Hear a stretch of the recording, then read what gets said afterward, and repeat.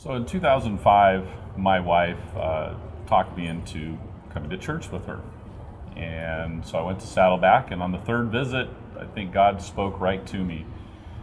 And I began a journey in relationship with Christ. And through that, I found my calling in serving, and it's with the homeless. And when I was a child, I was homeless. I came from a broken home. I was on the streets for 5 years. And so serving the homeless was close to my heart. And we started just as a group handing out socks in Laguna Beach.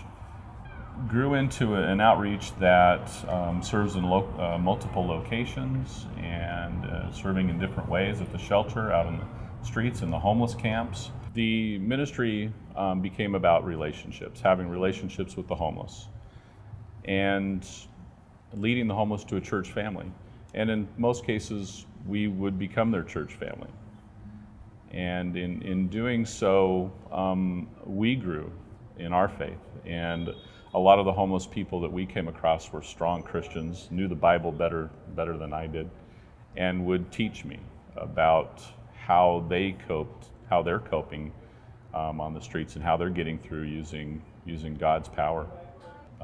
This morning we were out on the Santa Ana riverbed, and we came across a gal named Mitzi, and she felt called to start a Bible study in her camp. She said there's some people that live by her that weren't believers, and when we told her that she could go to Saddleback Church in Anaheim and she could get all of the material, the pamphlets and things she needed to do her own Miracles of Mercy campaign, she got really excited.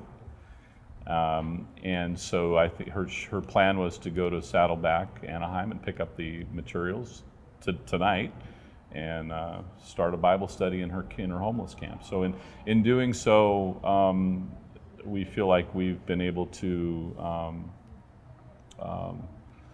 empower other people in their own situations to lead themselves to, that there's hope. Yeah.